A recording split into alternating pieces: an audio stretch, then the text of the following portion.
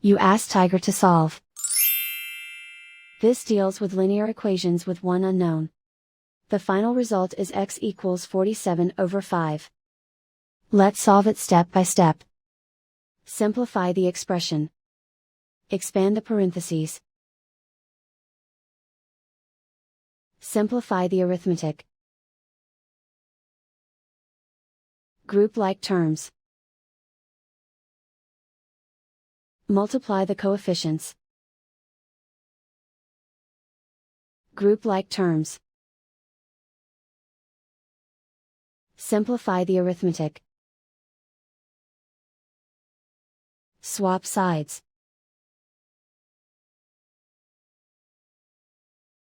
Group all constants on the right side of the equation. Subtract 47 from both sides. Simplify the arithmetic.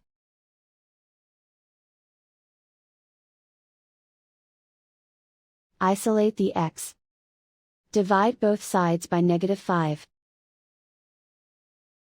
Cancel out the negatives. Simplify the fraction. Cancel out the negatives.